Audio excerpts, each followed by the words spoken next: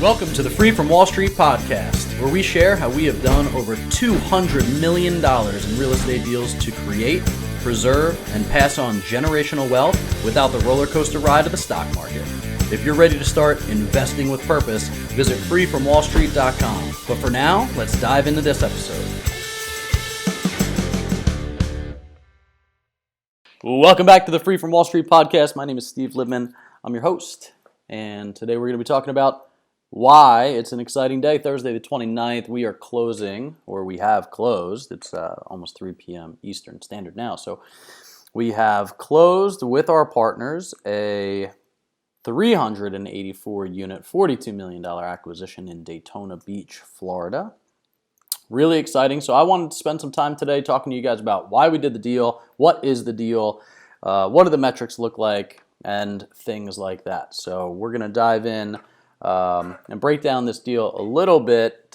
We'll go a little bit more granular in another episode, but I just want to give you guys some high-level details about why we did the deal, what we liked about it, things like that. So first, let me give you a little bit of a genesis about how our business itself has shifted over the years. As you know, many of you know that we started in the residential real estate space, wholesaling, flipping, maybe did 1,000 houses. At the peak of the business, over 10 years, we were doing 150, 180 deals a year, which was a very transactional, very highly taxed type of job. Large team, needed to manage a lot of moving parts, and it was a cash-eating machine. That business needed to spend a ton of money on marketing to make us get in front of different homeowners and things like that. So it was a great business. We're super grateful for it. We definitely met a lot of amazing people through that business, and it really helped us grow in terms of how to get to this next level. But we switched into the commercial side, as you know, self-storage facilities, multifamily apartment complexes. So we've built 3 self-storage facilities, about 350,000 square feet or so, ground-up construction in Orlando and around Orlando. They were all third-party managed by CubeSmart.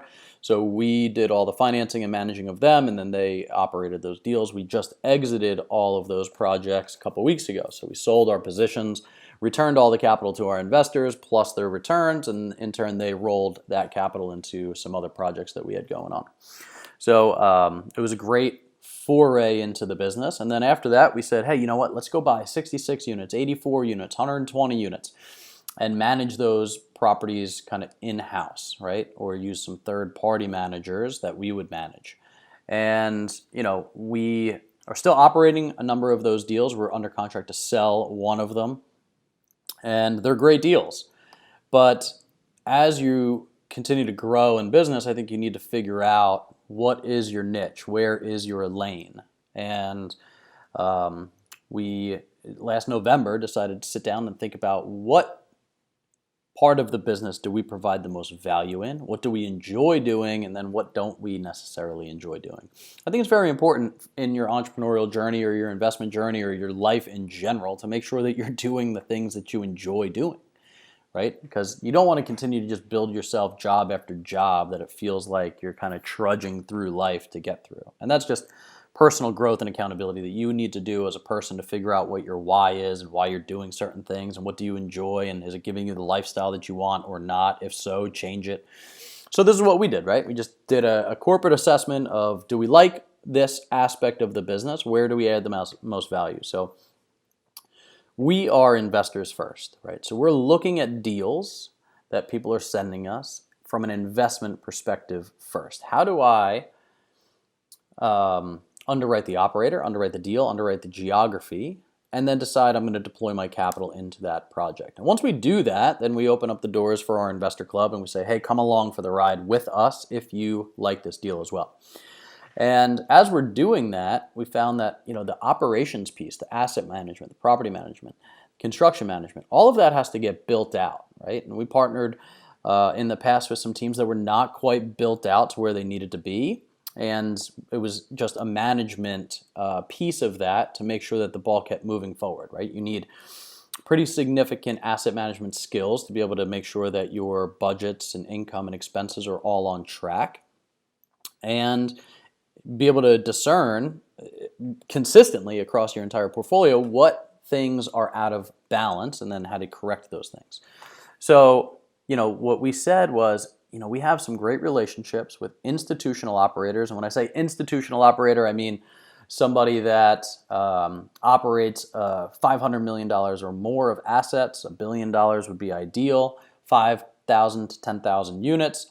And so institutional meaning mostly has been funded by Wall Street or pension funds or insurance funds and things like that, right? So those are institutional operators. There's institutional funds on Wall Street that fund these institutional operators. Well, we figured, hey, why don't we just go build some relationships with those types of operators, and then we could fund them, partner with them on their deal flow.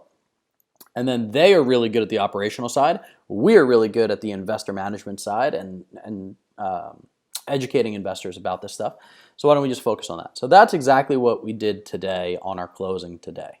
7 years ago, we went to a Harvard Club breakfast that we couldn't afford the eggs at, frankly, to go and learn what institutional operators and institutional financiers looked at when looking for operators and deals.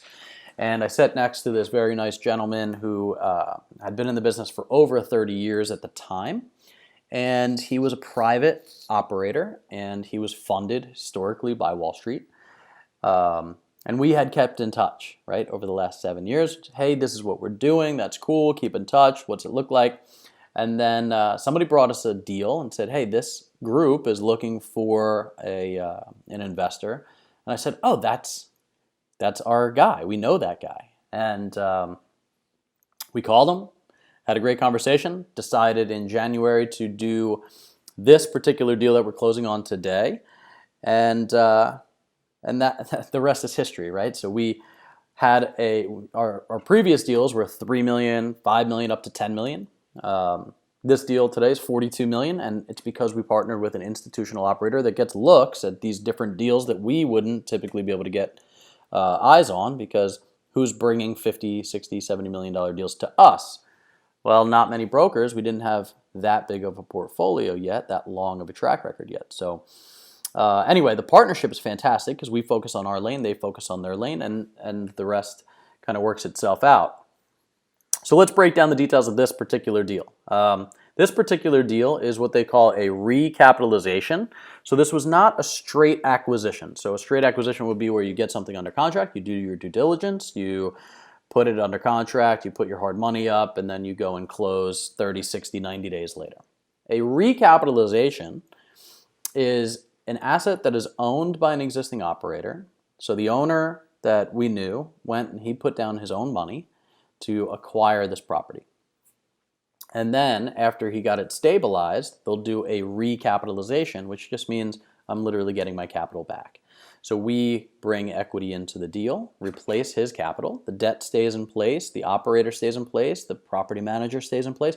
Everything is staying stable except we swap out the equity and now we're 50-50 partners in the deal. So the reason that that's good for us, especially in this COVID environment, and I used to say post-COVID environment, but if you've been watching the news the last couple of weeks, things are moving around a lot again.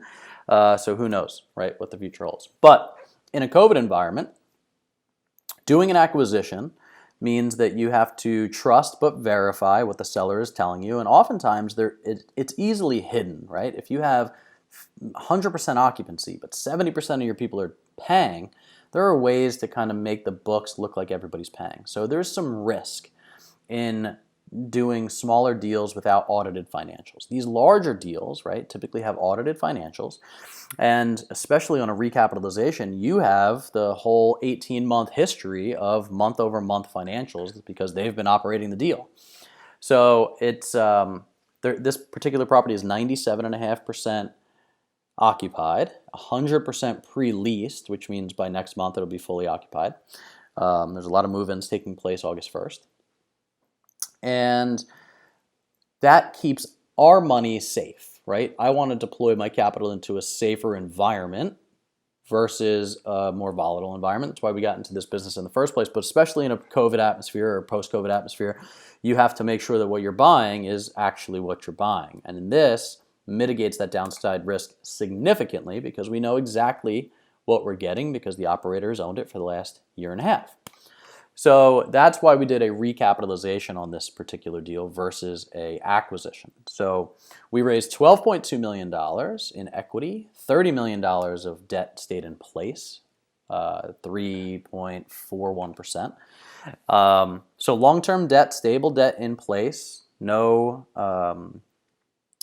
arms or variable interest rates or anything like that. It'll stay stable for the next 10 years. We typically will hold these deals for 5 to 7 years. And it's just a very strong cash flowing asset. A couple of cool things that took place while we were under contract is the operator continued to operate very well while we were raising the capital and getting ready to close. They actually increased the net operating income to a point where it raised the valuation of the property somewhere between $7 and $10 million. Depends on the valuation. But based on the new net operating income, it definitely moved the needle upwards of 20% or more of the valuation of the property. So now we get that instant equity. Now, let me tell you, if you were an institutional operator and an institutional fund, what would have typically happened? They would have come back to the fund and then say, hey, while we were under contract, we increased the net operating income of this property. And because of that, we want to do what they call mark to market, which just means bring the valuation up to a fair market valuation and increase the purchase price. That's fair, actually, and that's what typically would be done in a situation like this, because now the property is probably worth $50 million, not $42. So, hey, Mr. Investor, we like you, but you're not going to get $8 million of free equity, right? Well, that didn't happen. Our relationship with the sponsor, our relationship with the operator proved itself time and time again through this process to where they continued to operate very well, increased the valuation of the property, and did not move the target price for us. So that just goes and speaks to the character of the partners, right? Making sure that you're dealing with people with integrity is a big deal for us, obviously with our name, but also knowing that that's who we're partnered with, right? So that was amazing. A couple negative things that took place during this time frame was I went to South Carolina, went to Hilton Head the week before Christmas, found an amazing house. My wife and I decided to buy it and go home to New Jersey and sell our house and move the whole family down. It was 3 weeks after that we got under contract on this property. And it wasn't more than another 2 weeks after that my father-in-law got very sick, and he ended up passing away over the next 60 days. So we were moving a family of 5, 800 miles, while packing up the house and while spending as much quality time at her parents' house as we possibly could, at my wife's parents' house. And it was a very traumatic time. It was a very difficult time. And as we continued we had to move the timeline of this closing out because of that. And our partners, again, very understanding. They had their money in the deal. They wanted their money out, obviously, to pursue other deals, but they understood the personal things that were going on in our personal lives, and they were very gracious about how they handled that. So we thank you guys for how you handled that. We're super grateful. And it made the transition a little bit easier, right? It wasn't an easy time of life either way, but it did make the stress come off of the transition for that, because we didn't have to close on April 1st, which is what our original target date is. And as you guys know, it's July 29th. So we had to kick the can down the road quite a bit because of some family issues. So life does happen, right? And there's always those opportunities where your partner can say, well, look, I understand life happens, but I still have a business to run, so I'm going to go and have somebody else fund this deal, and we'll catch you on the next one. Would have been completely reasonable, and we would have understood that. That's not what happened again, right? So just blessing after blessing through this project with our partners, with kind of how things unfolded, and now we get to celebrate with us and nearly 100 private investors with us in this deal, and a couple of other partners, some friends of ours that we've known for a long, long time that have been in the single family space, and now they're joining us in the commercial space, which is super exciting because they get to bring their circles into these deals as well. So it's been really an incredible journey. We'll break down some of the numbers, like I said, in a spreadsheet and a pro forma on a different video today. I just really wanted to give you some tops of the waves of how this deal went down. And what happened also was we were ready almost exactly 29 days ago with a hard closing date of July 1st. And again, just in terms of unpredictability. So you had to get approval for the recapitalization from Freddie Mac, from the bank, right? They have to approve any change in equity ownership. So we had to get underwritten. They had to change they didn't change the terms of the loan, but they had to swap out the operating agreements and things like that and then get approval. Okay, no big deal. That shouldn't take more than 30 days, right? Well, it actually took 60 days. So we were sitting on all of our investors' capital for almost a month now, waiting for this thing to close. We were ready, willing, and able, but the bank was the holdup. So the bank went to go get approval. Who knows that in July, a lot of people go on vacation. So you had some attorneys on vacation, you had some bankers on vacation, and then everybody gets final approval, and then it has to go to the master servicer. I didn't even know Freddie Mac and Fannie Mae had a master servicer. I thought they serviced all their own debt on their own books. Well, it turns out there's a company bigger than Fannie and Freddie, and they're the master servicer for a lot of these loans, and that's who we needed, again, another line item of approvals for. So they approved it, then it got kicked up, and then the attorneys had to sign off on it. Everybody had to sign.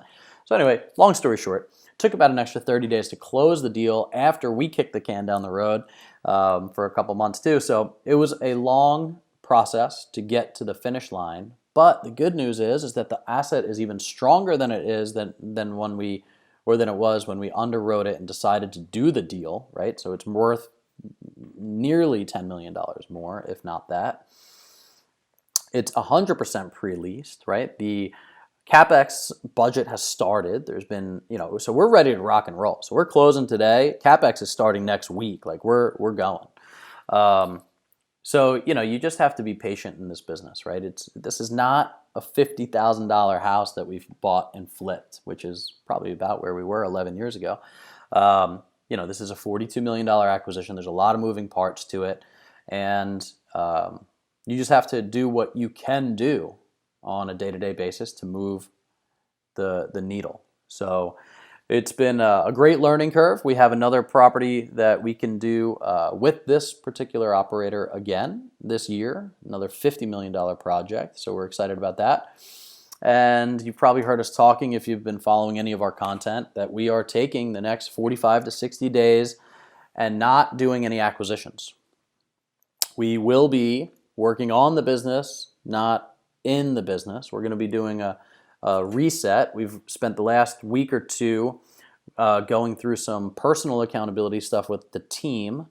And what that means is that everybody kind of had some goals to set for nourishment, mindset, community, professional. So it's just this whole wheel of, it's called a wellness wheel. If you haven't checked out Boldly & Co., go to boldlyandco.com and check out Nina Ferraro's company, Boldly & Co. It's all about mental health. It's all about accountability in terms of like holistic health, right? So as entrepreneurs and business owners, we tend to value, I don't know if we tend to value this, but I'll say it at least from our perspective. At Integrity Holdings Group, we value people over profits. So what we want to make sure is that we're creating an environment where people live a holistically well-rounded life. I want to make sure that you are profiting not just financially, but spiritually, mentally, physically, things like that. And so now we've created this morning huddle where all of us jump on at 9:30, and we go through, are you on or off track on these 9 different areas of your life? And if you missed out on something for yesterday, if you didn't read your Bible yesterday, you didn't hit the gym yesterday, let's talk about why, right? And how does that relate? As business owners, we can very much create an environment for people where they are stressed out, overeating, not going to the gym, not being healthy mentally, spiritually, or physically. And we want to help our team be consistent with that. So we asked for accountability, and in turn they asked for accountability. So we're doing that. And what that's doing is setting the guardrails of your personal life and your personal parameters to fit your business into it, to fit your job into it, instead of having a job life and everything else trying to stuff into it. Because that doesn't work, right? That's not sustainable, and that's certainly not the reason that we created the business or want to work for somebody. So we've been focused on that in the last couple of weeks while we're leading up to this closing today, taking money in, taking wires in, getting all the docs signed, things like that. There's certainly things that have to get done, but now that we are closing today, we are not doing any acquisitions, and we're just going to be focusing on, okay, what is wrong with the accountability chart, meaning who sits in what seats, and are the right butts in the right seats, and if they're not, who do we have to hire? How do we make more efficiencies? How do we become more effective in these areas? Where do we automate? What do we process? What do we create systems for? And the next iteration of the business is what the focus is, right? So sometimes you need to take a time out. I think as entrepreneurs, we always want to relate the level of success that we have to how hard we grind, but that only works in the beginning of your business, right? And if you listen to What Got Us Here won't get you there in our podcast a couple days ago, then you'll hear us talk about this kind of emphatically. But anyway, the point is that now we're going to be focusing on the structure, right? The finances, the predictability of how we're bringing new investors into our investor club, how we're educating more investors, how we're casting a wider net, how we're letting more people know about what it is that we do. And we've had amazing phone calls over the past week that really fulfill the heart behind the business, which is our donor advised fund. We've been able to give some pretty significant checks away to our donor advised fund, which directly goes to nonprofits that we support over the last couple of weeks.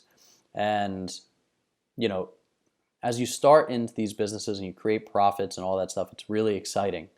But I have never been more fulfilled, and I don't think my team has either, and they can jump on and tell you if that's true or not. And we'll do a kind of a roundtable with the team soon.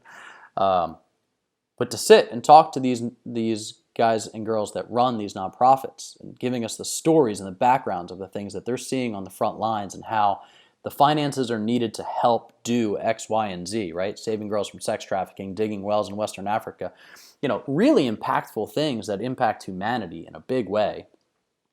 We've had these phone conversations and Zoom conversations with our nonprofits over the last couple of weeks while this is all going on.